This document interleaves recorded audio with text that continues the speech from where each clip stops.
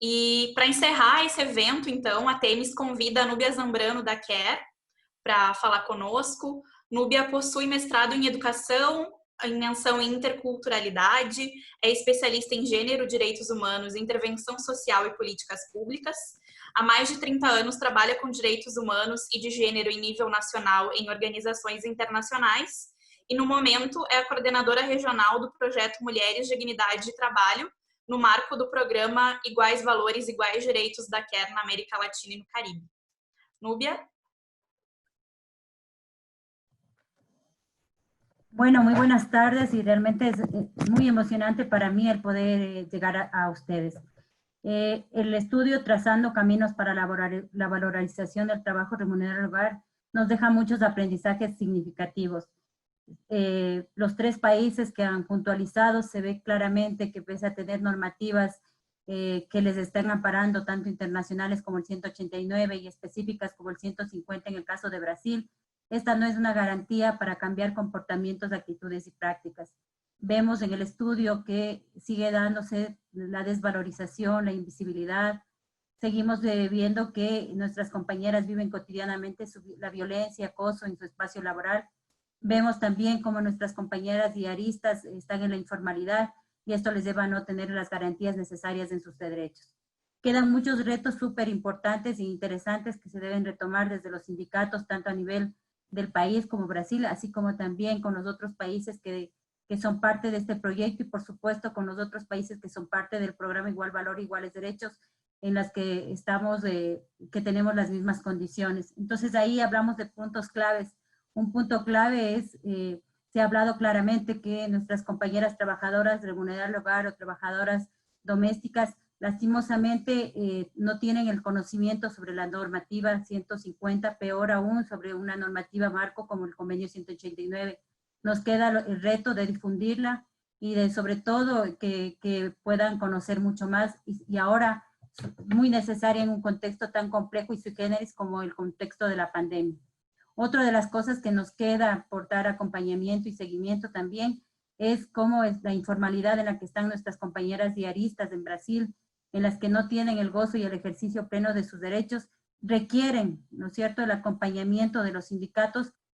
Quisiera felicitar todo el liderazgo y el trabajo fuerte que tiene la FENATRAP y que ha estado acompañando día a día a nuestras compañeras, y en ese acompañamiento también se ha sumado Temis desde un trabajo muy cercano y muy sororo, que eso es importante. Quisiera también señalar que uno de los puntos súper importantes y necesarios es comenzar a trabajar fuertemente o continuar trabajando, diría yo, en todo un proceso de deconstrucción cultural de esta desvalorización y estos estereotipos tanto de discrimen como también las relaciones de poder asimétricas que vamos construyendo cotidianamente entre hombres y mujeres y a veces entre mujeres en las que hemos podido tener acceso, te pregunto, a educación y otras que no, o por nuestras condiciones de contratación, etcétera, etcétera. Y esto, claro, con algo mucho más estructural que es todo el manejo del poder y sobre todo la división sexual del trabajo que bien señalaba Tati, que seguimos manteniendo estereotipos y comportamientos y dejando la sobrecarga laboral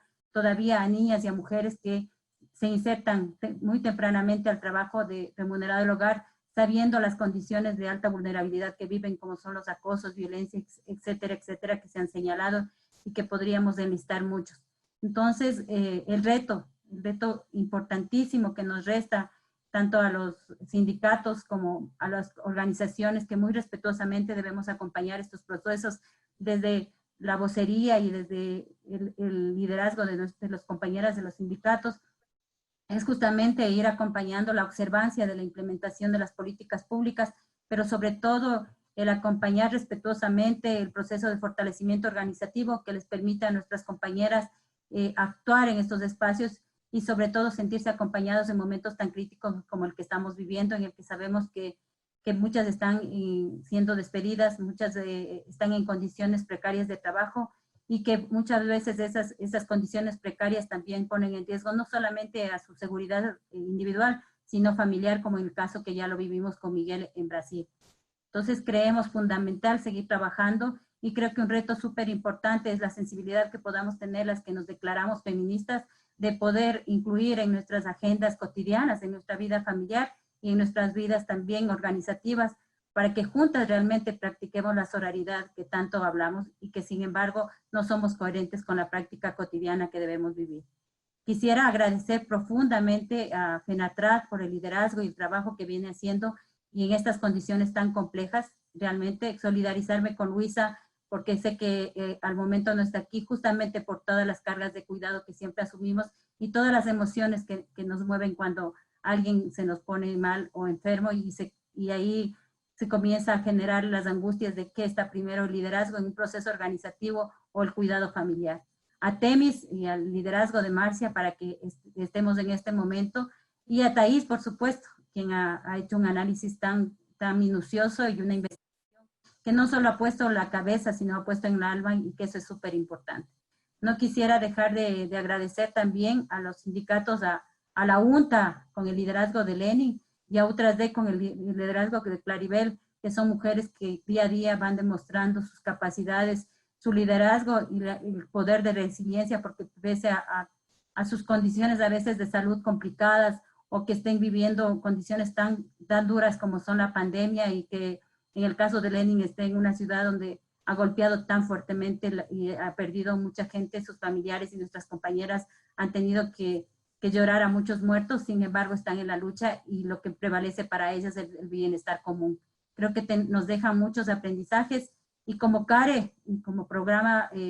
Igual Valores, Iguales Derechos y el proyecto Mujeres, Dignidad y Trabajo, nos comprometemos en seguir caminando junto a ustedes desde la mano con un respeto increíble para su liderazgo y sobre todo a sus agendas. Creo que ese es nuestro rol, el caminar junto a ustedes y el posibilitar que estas condiciones injustas vayamos cambiando a partir de construirnos individualmente y colectivamente.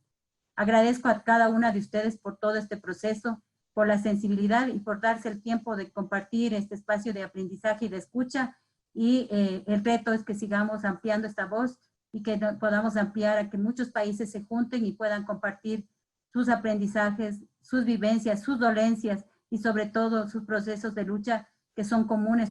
en una realidad tan injusta. Les abrazo con todo el corazón y espero que sigamos en esta lucha que no debemos dar tregua en contextos, como vuelvo y repito, tan difíciles como el que estamos viviendo. Un abrazo muy grande y felicitaciones a todas. Muito obrigada, Núbia. Um abraço grande.